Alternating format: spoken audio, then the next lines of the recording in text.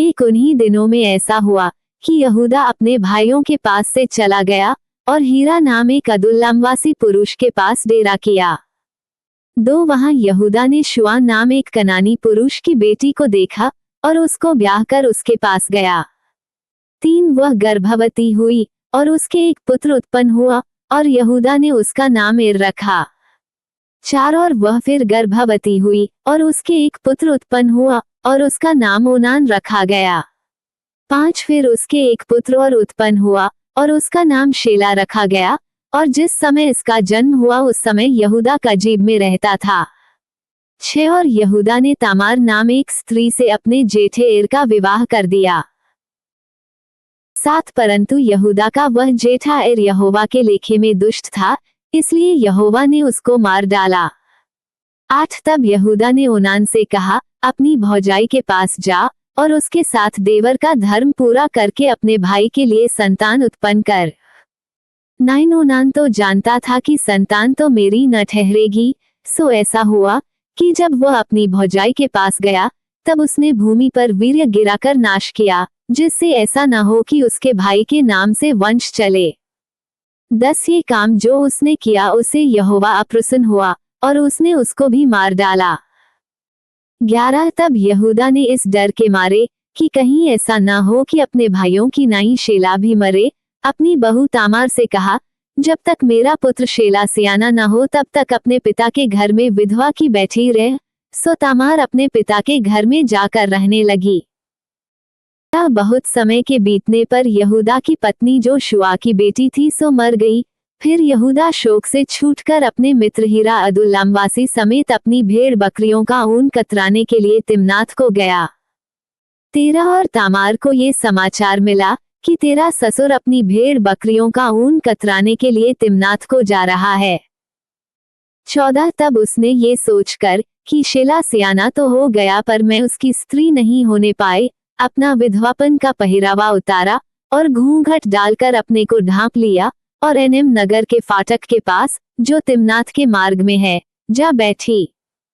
15 जब यहूदा ने उसको देखा उसने उसको वेश्या समझा, क्योंकि वह अपना मुंह ढांपे हुए थी। 16 और वह मार्ग से उसकी ओर फिरा और उससे कहने लगा, मुझे अपने पास आने दे, क्योंकि उसे यह मालूम न था कि वह उसकी बहू है। और वह कहने लगी कि यदि मैं तुझे अपने पास आने दूं तो तू मुझे क्या देगा। 17 उसने कहा, मैं अपनी बकरियों में से बकरी का एक बच्चा तेरे पास भेज दूंगा।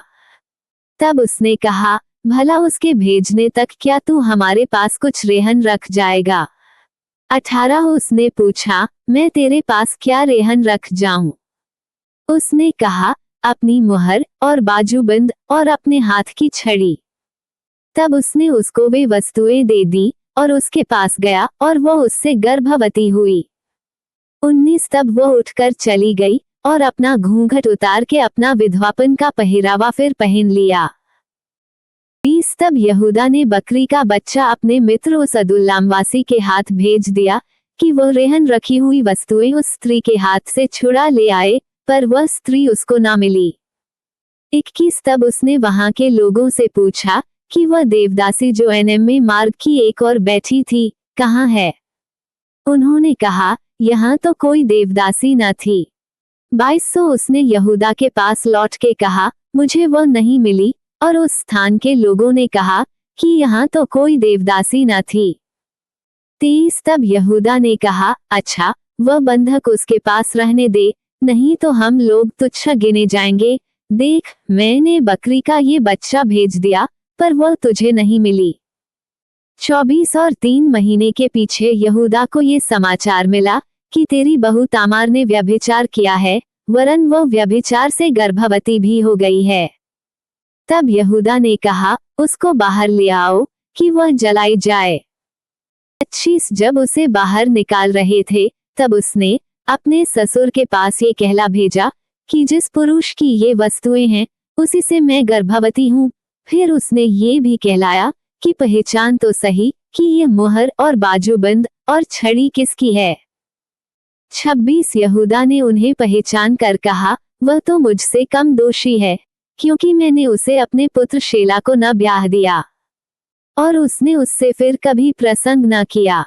27 जब उसके जन्ने का समय आया तब ये जान पड़ा कि उसके गर्भ में जुड़वे बच्चे हैं।